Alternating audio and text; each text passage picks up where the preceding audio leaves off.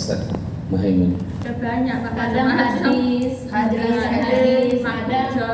ini fikih. Iya. Ya untuk sehari-hari lah. Ini terjemahkan ini Al-Quran. Tafsir Al-Quran. Ya. Baik. Saya akan menyampaikan pesan malaikat. Pesan malaikat ya. Jadi ada pesan malaikat Jibril kepada Nabi kita Nabi Muhammad sallallahu alaihi wasallam. Apa pesan beliau? Ya Muhammad, ish ma syi'ta fa innaka mayyitun. Hai Muhammad, kata malaikat Jibril, hidup sesukamu, tapi kamu ingat akan mati. Di bahasanya itu hidup sesukamu, tapi ingat kamu akan mati. Artinya apa? Kita tidak hidup sesuka itu bebas-bebas, tapi kita ingat ada batasannya. Iya. Kalau bahasa Jawa itu apa Ibu? Ingat gitu. Oh masih ingat ya. Kira lupa, yang sudah lama di luar negeri, lupa bahasa daerah ini berat ini kalau kita lupa bahasa daerah. Ya, jadi hidup sesukamu, tapi ingat kamu akan mati. Semua kita akan mati, Ibu. Iya. Semua kita ini akan mati. Kapan kematian kira-kira Ibu? Kapan datangnya? Tidak ada yang tahu. Rahasia Allah. Rahasia dong. Nah, itu rahasia, ya. Itu rahasia dari Allah. Salah satu rahasia yang tidak diketahui oleh hambanya, tidak boleh ikut campur nih, hambanya ini urusan kematian. Itu mutlak urusan Allah. Ya. Mutlak urusan Allah. Kapan saatnya? Kapan Allah mau? Kondisi apa? Kondisi terserah Allah. Makanya kalau kita lihat ada orang meninggal pada saat dia sedang duduk, pada saat dia sedang sujud, pada saat dia sedang berada di udara, pada saat dia berada di tengah laut. Kematian itu senantiasa menyertai kita. Senantiasa menyertai kita. Itulah sebabnya diingatkan, ingat kamu akan mati. Itu kata malaikat Jibril. Idza jaa ajaluhum la yastakhiruna sa'atan wa la yastaqdimun. Kalau sudah datang kematian, ya, tidak bisa dimundurkan, tidak bisa dimajukan. Umpama ibu bilang, ya Allah saya sudah siap loh mati ya Allah, sekarang aja. Gak bisa, belum tentu bisa. Tapi ya Allah saya ini belum siap ya Allah, dimundurkan aja setahun lagi atau 10 tahun lagi, anak saya masih kecil-kecil. Gak bisa juga. Tidak bisa. Karena itu urusan Allah.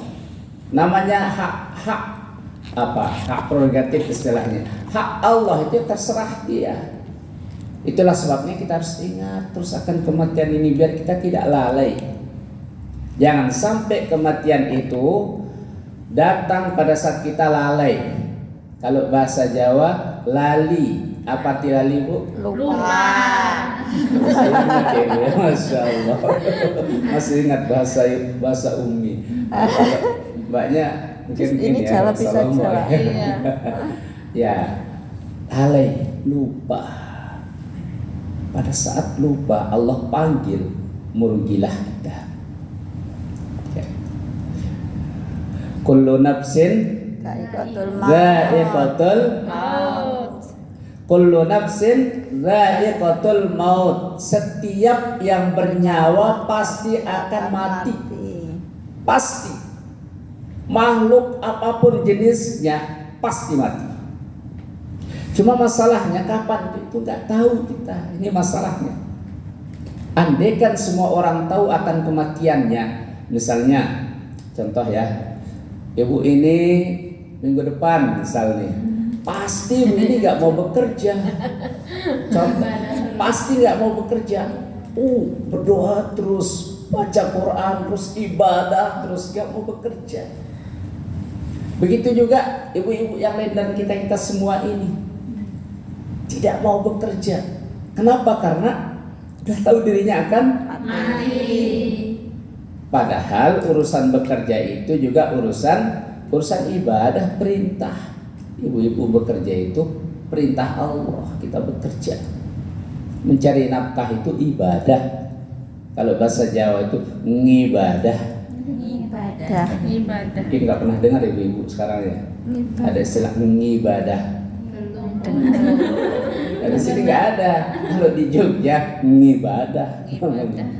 Ya, ibadah ya maksudnya tuh. Jadi bekerja, beraktivitas, dari nafkah itu ibadah. Oleh karena itu, ibu-ibu, ketika kita bekerja, karena kita ini sedang ibadah, maka pasang niat kita. Niat kita itu betul-betul, karena tanpa ada niat itu sulit, nggak akan pernah bisa sukses sesuatu yang kita lakukan. Dan ibu sudah berapa tahun sih? 10. 10 tahun. Ini masih gadis. Oh ya? Mau dicari kan? Kita doakan beliau biar segera. Berarti pertanyaannya ini tertuju dulu, kapan? Belum ada jodoh. Tapi Harus ada target. Amin. Jangan belum tahu. Harus ada target. Siapa tahu ketika mbaknya bilang misalnya 2025 Target. Allah atau malaikat aminkan 2025 titik turun Amin. Amin. datang Melu amin. amin. Targetkan berapa tahun lagi? 2026. 2026. 2 tahun lagi. Amin. Aminkan. Amin. 2026. Ya, amin. Ya Allah. Ini bulan Ramadan.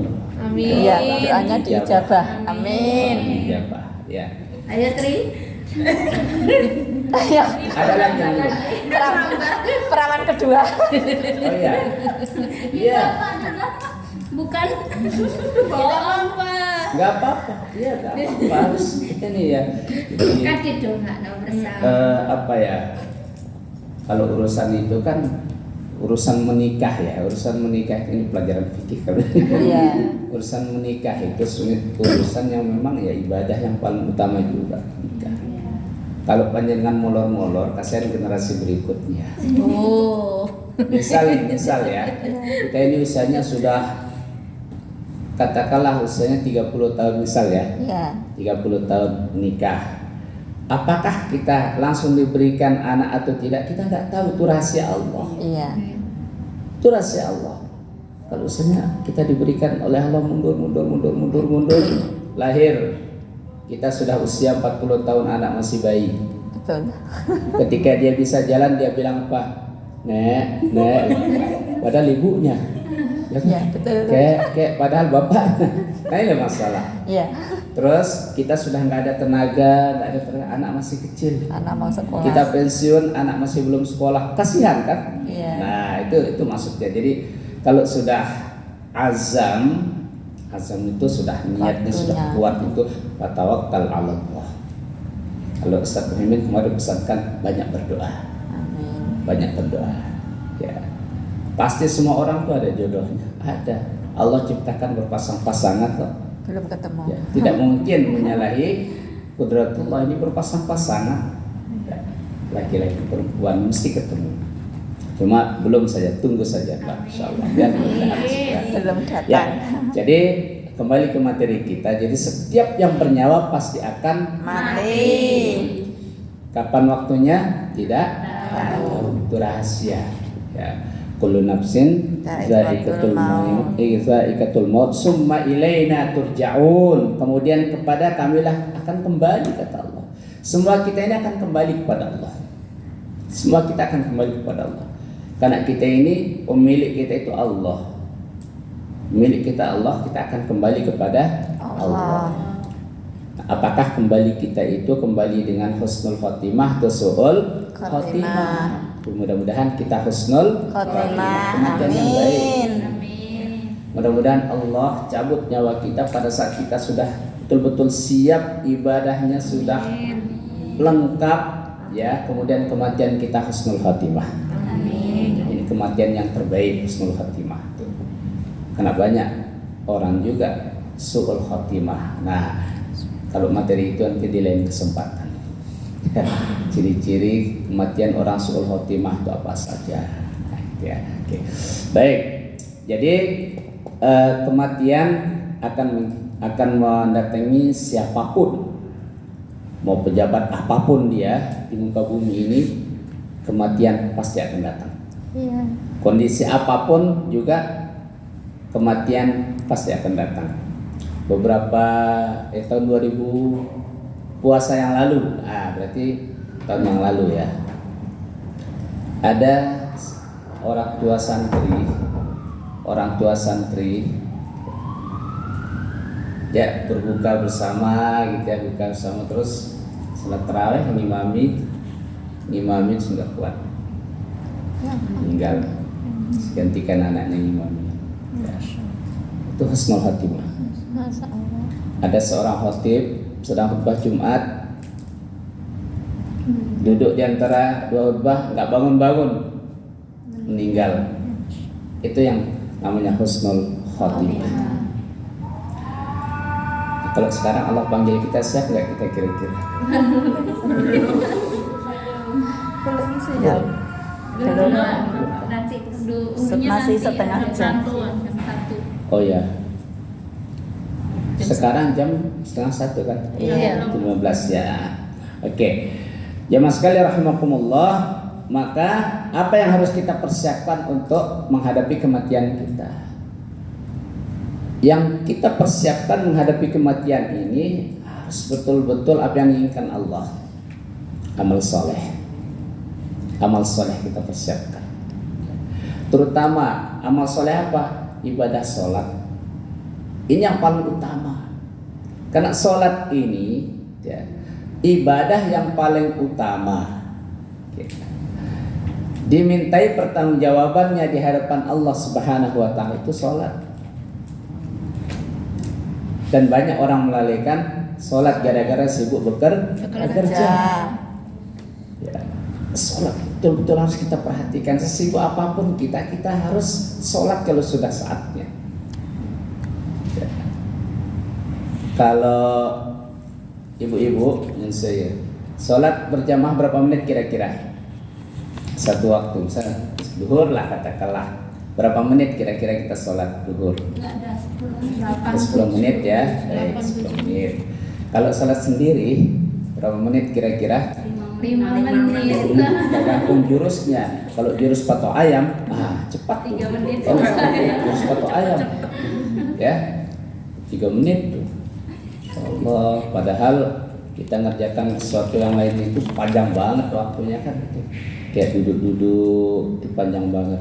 Kalau bulan Ramadan ngabuburit katanya kalau di Jawa itu panjang banget waktunya kan. Iya. Kenapa sholat singkat banget? Padahal itu yang paling utama. Awwalu ma yuhasabu bihi 'amalul 'abdi yaumil qiyamah as-shalah.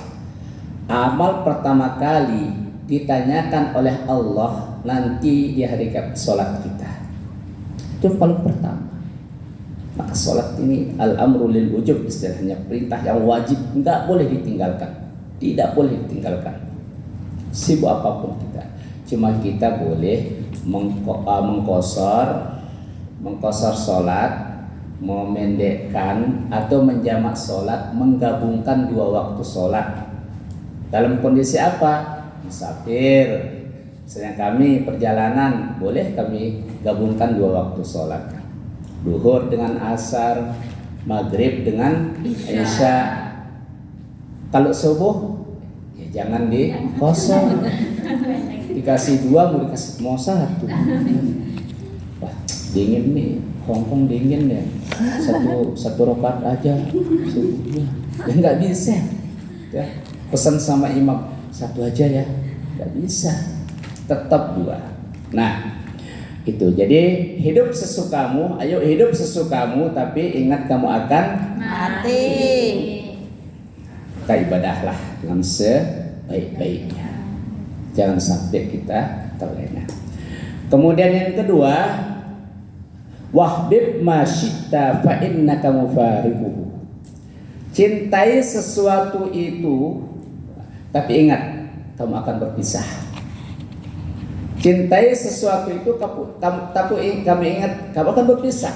Contoh, kita cintai anak-anak kita, cintai. Pasti kan, semua kita mencintai anak-anak kita, mencintai suami kita, mencintai istri kita, pasti. Tapi ingat, kamu akan berpisah dengannya. Kamu akan berpisah. Entah suaminya duluan, entah istrinya duluan, entah anaknya duluan, entah bapaknya duluan. Berpisah maksudnya itu apa? Saling meninggalkan, meninggal, ya. Meninggal dunia. Entah ibunya yang duluan meninggal dunia atau anaknya. Sehingga apa pesan ini? Sehingga kita tidak apa? Ketika orang yang kita cintai itu berpisah dengan kita, kita tidak langsung down, ya. Langsung down, kemudian muncul putus asa. Muncul putus asa. Wala ta'asu min rahmatillah. Jangan putus asa meraih rahmat Allah SWT. Jadi kita harus tetap, kita harus kembalikan diri kita. Kalau ada musibah datang berarti itu takdir Allah. Itu takdir Allah. Musibah datang itu takdir Allah, bukan dibuat-buat. Bukan dibuat-buat. Maka kita tidak boleh menyesali. Misalnya anak kita meninggal, terus kita nangis, kenapa enggak saya duluan ya, kok anak saya duluan? Enggak bisa. Kayak kita yang ngatur jadwal lagi. Enggak bisa. Jadi kalau anak kita meninggal, itu takdir Allah. Boleh enggak kita sedih? Boleh enggak kita sedih? Boleh. Rasul SAW ketika ditinggal oleh orang yang dicintainya, beliau sedih. Siapa yang meninggal saat itu? Istri, ya. Istri beliau. Sama siapa? Paman. Dua orang yang meninggal dalam waktu yang tidak jauh waktunya. Makanya dikatakan yaumul huzni, hari kesedihan. Nabi saat itu beliau sedih, tapi tidak nangis mukul diri. Mukul diri itu enggak boleh, itu namanya meratakan. Apalagi sampai bilang, kenapa enggak saya duluan yang meninggal, kenapa anak saya? Enggak boleh. Ini takdir Allah. Karena takdir Allah itu namanya qada dan qadar, ya. Dalam rukun apa namanya? Qada dan qadar itu rukun apa?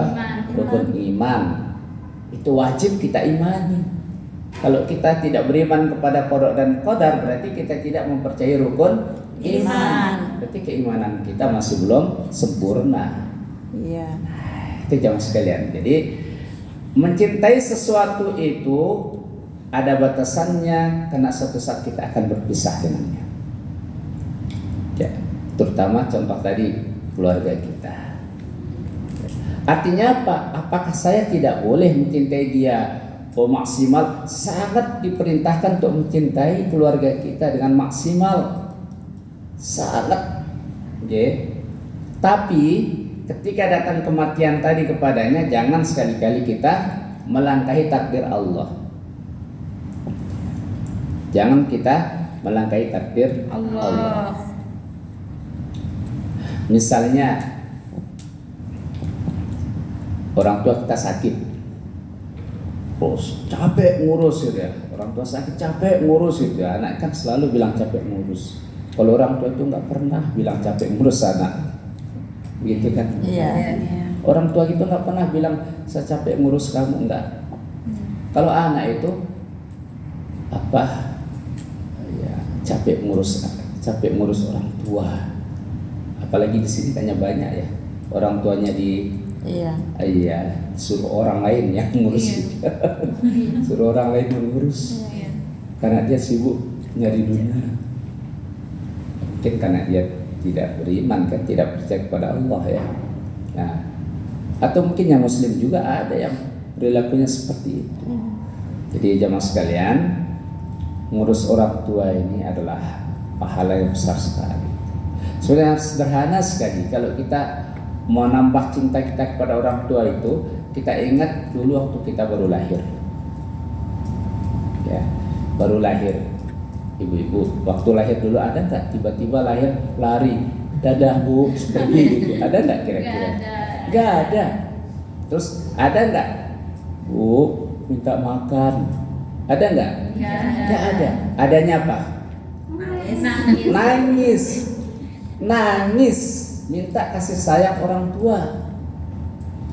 Setelah itu, setelah bersihkan, itu kan lemes tuh, tangan lemes, kaki lemes, mata nggak bisa melihat, telinga tidak bisa mendengar, belum ya. Terus setelah itu orang tua ngasuh kita sampai kita tumbuh, makan diajarin, ngomong pun diajarin kita. Papa, mama gitu kan. Gitu ya. Diajarin kita. Terus apa lagi? Duduk dijaga-jaga kita. Terus mulai belajar berdiri, jatuh dibangunkan lagi karena kaki sudah mulai agak keras. Tiba-tiba setelah dia kaki bisa lari, tangan bisa memegang sesuatu, makan pun juga sudah luar biasa, matanya juga luar biasa bisa melihat, pendengarannya juga demikian. Kenapa tangan yang begitu keras ini dipakai untuk menyakiti orang tua? Maka dosa besar anak menyakiti orang tuanya dengan tangannya dipukuli. Di Indonesia itu ada anak bunuh orang tuanya. Banyak.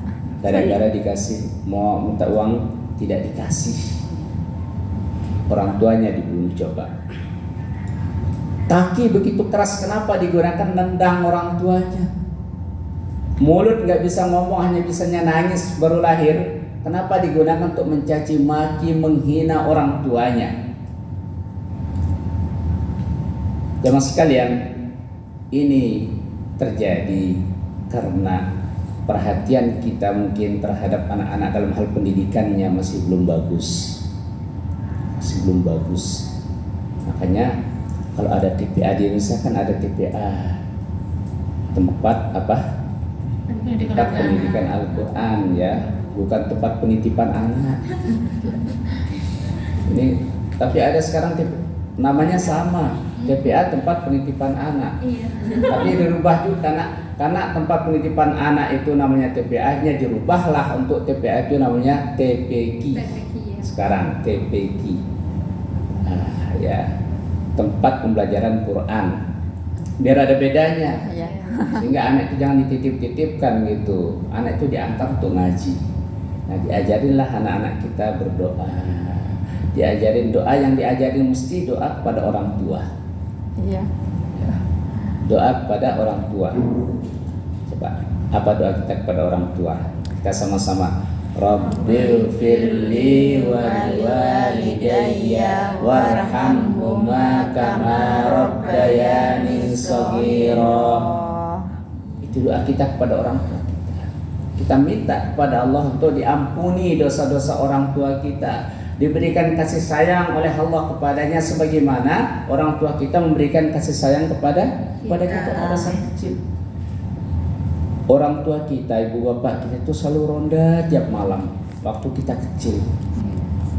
Ronda dia, nggak pernah tidur. Kita yang nangis tuh, diselimuti nangis lagi, buang kotoran, pipis, ganti popok, macam-macam. Luar biasa kalau kita lihat tuh, capek sekali orang tua. Ya, ibu merasakan itu yang sudah mengalami. Kalau banyak belum ya. Ini gambaran untuk panjenengan besok. Gitu ya, gambaran untuk panjenengan. Jadi itu jemaah sekalian. Kemudian kita berharap sekali anak-anak kita menjadi anak-anak yang soleh dan solehah. Ya, tentu pendidikannya harus diperhatikan. Loh, ibu-ibu ini kan jauh ini, ya kan, meninggalkan keluarga gitu kan. Nah, maka tentu harus dikondisikan yang di sana, dikondisikan walaupun, mohon maaf ya, walaupun pendidikan anak itu kalau dididik oleh neneknya, ya, kalau dididik oleh neneknya itu berbeda. Pendidikan nenek dengan pendidikan orang tua ibunya sendiri beda. Kasih sayang nenek itu, masya Allah, apa ya, mengarah kepada dimanjakan. Kalau kasih sayang nenek kepada anak beda dengan kasih sayang orang tuanya sendiri, beda. Nah, maka ini saya pesankan kepada ibu-ibu, bagi yang punya anak terus dididik oleh neneknya, disampaikan saja, jangan dimanjakan. Iya. Jangan dimanjakan. Kami sudah ada pengalaman itu, anak dimanjakan. Santri kami dulu waktu kelas sanawiyah kelas 1, sayang banget neneknya sama cucunya, sayang banget. Sampai peluang orang tuanya itu agak sedikit ini, seolah-olah kayak orang tuanya itu neneknya. Terus diantar, karena ini kan sekolah berasrama, diantar ke sekolah. Kalau pas pulangan dia yang jemput, jarang orang tuanya jemput. Padahal orang tuanya ya bisa jemput. Saya sampaikan kepada beliau itu, Pak, yang selalu jemput neneknya ya. Iya, neneknya sayang banget sama cucunya itu. Libur Ramadan pulang. Kalau pulang servisnya luar biasa. Mandi, kalau kelihatan dingin dikit dimasakkan air untuk dimandiin air hangat. Pulangnya ke tempat neneknya. Gantian mau masuk sekolah, enggak mau berangkat. Mogok. Kenapa? Ya udah nikmat di rumah sama nenek. Kalau orang tuanya disiplin, makanya larinya ke nenek. Karena pendidikan nenek ini luar biasa dimanjakannya. Nah, makanya Nuseo ya ibu dipesankan aja ya, jangan dimanjakan, ajari disiplin. Memang ada rasa kasihan, nggak apa-apa demi kebaikannya. Kita kan kadang-kadang anak nangis langsung kok kasih, minta jajan uang kasih, biarkan. Kalau nenek baru dia bilang minta langsung. Kalau nenek biarkan dia nangis. Saya belajar dari ada seorang ustaz mendidik anaknya, sukses semua anaknya. Saya penasaran, Ustaz, dengan didik anaknya gimana caranya kok bisa seperti itu semua gitu.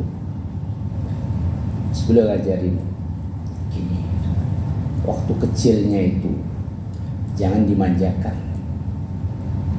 Gimana maksudnya? Misalnya kita ajak dia jalan nih keluar, mesti anak kan keinginan lihat balon, mau lihat mainan, mau kan pasti tuh mau. Nah kayak gitu jangan diikuti. Nah nangis, biarkan dia nangis, ajak pulang. Lama-lama nanti dia belajar. Oh kalau saya ingin itu pasti saya nggak dikasih. Akhirnya dia nggak minta lagi. Terus sukses beliau. Alhamdulillah. Mudah-mudahan kita juga bisa sukses. Amin. Nah itu jemaah sekalian, cintai sesuatu itu, tapi ingat akan berpisah dengannya. Kita akan berpisah. Punya motor, cintai aja motor itu, cintai. Tapi ingat, motor ini suatu saat akan rusak. Suatu saat akan lepas dari tangan kita. Ya. Begitu juga apapun bentuknya yang kita cintai itu harus betul-betul kita ingat kita akan berpisah dengan sesuatu. Baik. Waktunya mau jam 1. Ustaz Muhaimin kurang 5 menit diakhiri kata beliau. Tidak bisa dipesankan. Ini baru 2. Yang ketiga, wa'mal ma syi'ta fa innaka majziyun bihi. Ya. Beramallah sukamu, sungguhnya kamu akan menuai balasan terhadap amalmu. Silahkan berbuat sesukamu, tapi ingat kamu akan mendapatkan balasannya. Kalau baik kita lakukan, pasti kita dapat balasan pahalanya. Kalau jelek kita lakukan, pasti juga kita dapat balasan kejelekannya. Man ya'mal misqala dzarratin khairan yarah, wa man ya'mal misqala dzarratin syarran yarah. Kalau kebaikan sekecil apapun kita lakukan, pasti kita dapat. Begitu juga kejelekan sekecil apapun kita lakukan, pasti juga kita dapat balasannya. Maka Rasul SAW menegaskan, la tahkiranna minal ma'rufi syai'a walau an talqa biwajhin talqin. Jangan sekali-kali kamu meremehkan sesuatu kebaikan walaupun hanya senyum di hadapan saudaramu. Karena senyum itu bagian dari sedekah. Kalau definisi senyum ibu udah paham lah ya. Definisi senyum. Nah, karena ada istilah senyum, nyengir, ketawa. Beda kan? Beda ya? Beda. Beda. Ya. Yes. Kalau definisi senyum kira-kira gigi kelihatan atau tidak? Tidak. Tidak ya? Tidak. Kalau tertawa Kelihatan. semuanya kelihatan gitu ya. Giginya juga. Kalau nyengir gimana? Kalau nyengir? Yang giginya aja. Iya. Jadi kita dilarang meremehkan perkara baik walaupun hanya sekedar senyum di hadapan saudara kita. Contoh, mungkin di tempat majikan kita ada masalah. Kita bekerja capek, ada masalah di bawah tekanan misal ya. Pulang gitu ya, cemberut gitu kan. Maka kita berusaha bagaimana menampakkan wajah kita di hadapan orang lain itu masalahnya tidak ada gitu, sehingga orang lain juga senang lihat kita dapat pahala. Jangan semuanya dibagi, masalahnya di sini, ketemu si ini curhat, ketemu si ini curhat, ketemu si ini curhat. Padahal belum tentu tempat kita curhat itu mampu menyelesaikan masalah kita. Kemana kita curhat? Curhat pertama itu kepada Allah.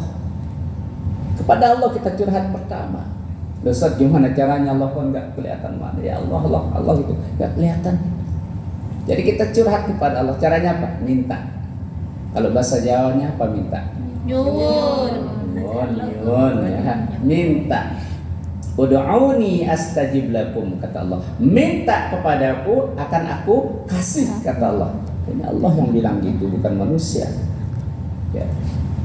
Jamaah sekalian rahimakumullah, begitu juga satu kata kuncinya kalau ingin masalahnya selesai. Kalau ingin masalahnya selesai apa? Bertakwa kepada Allah. Wa may yattaqillaha yaj'al lahu makhraja wa yarzuqhu min haitsu la yahtasib. Barang siapa bertakwa pada Allah, masalahnya itu selesai, akan diberikan jalan keluar terhadap masalah dihadapi. Ibu-ibu katakanlah punya masalah dengan majikan, kembalikan kepada Allah, minta kepada Allah, pasti selesai masalahnya. Masalah apapun, masalah ekonomi, masalah keluarga, masalah lingkungan, berdoa kepada Allah, takwa kepada Allah, ya. Dan tidak hanya masalahnya keluar, wa yarzuquhu min haitsu la yahtasib. Kita juga dikasih rezeki dari arah tidak kita duga-duga datangnya dari mana. Itu sama sekalian ya. Jadi intinya taat kepada Allah itu sebenarnya. Kalau taat kepada Allah semuanya selesai, beres semuanya. Kalau taat kepada Allah. Ya, apalagi di bulan Ramadan ini doa orang itu diijabah. Diijabah, dikabulkan oleh Allah. Gimana tempat-tempat doa orang diijabah? Nah, ini kalau kita bahas satu-satuan sampai asar kita kan. Ya. Jadi punya kita berdoa saja. Ya. Salah satunya antara azan dan iqamah itu kita berdoa, minta, panjenengan minta segera jodohnya datang. Kesempatan dia, kesempatan. 2000 berapa tadi? 26 pas finish. 26 ya? Iya. 2 tahun lagi ya. Amin. Udah, bukan 2 tahun. Kena Januari tanggal 1. Amin. Lah ya, 2026 kan Januari tanggal 1 kan 2026 juga. Iya.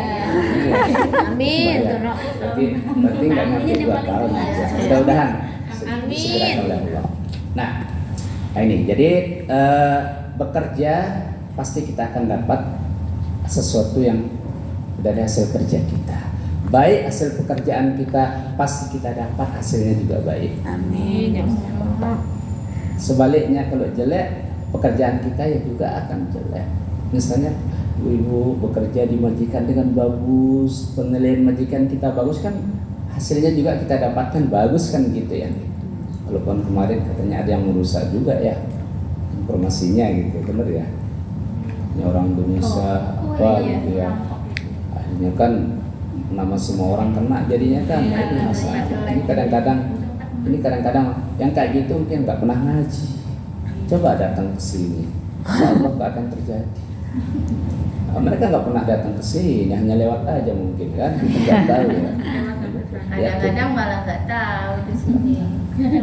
Perlu dikasih tahu. Tidak perlu. Nah, inilah tugas ibu-ibu dan kita semua untuk mengingatkan satu sama lain. Jangan pernah capek berbuat kebaikan. Jangan pernah capek berbuat kebaikan. Ingatkan, saling ingatkan. Ada teman kita yang kira-kira tidak lurus, ingatkan. Niat pertama, eling bahasa Jawa, niat kesini kan dulu bukan satu kan niat kita kesini kan, satu. Itu harus terpakai terus itu. Ditulis besar-besar tuh Bu di pelapon ibu tuh loh, gede-gede niat awal biar nggak lupa. Kan banyak orang lupa kan? Iya. Kayak tadi yang merampok. Itu kan lupa itu niatnya. Atau mungkin niatnya dari sana begitu kan kita nggak tahu. Oke. Nah, teman sekalian rahimakumullah. Kemudian yang terakhir, zuhur ya. Jadi kehormatan seorang mukmin terletak pada qiyamul lailnya, salat malamnya. Apalagi jangan sekuatkan salat malam itu berdoa itu malaikat. Allahu Akbar, Allahu Akbar. Kita akhiri kajian kita pada kesempatan ini. Mudah-mudahan ada manfaatnya. Kurang lebihnya saya mohon maaf yang sebesar-besarnya. Aqulu qouli hadza astaghfirullahalazim li wa lakum innahu huwal ghafurur rahim. Assalamualaikum warahmatullahi wabarakatuh. Waalaikumsalam.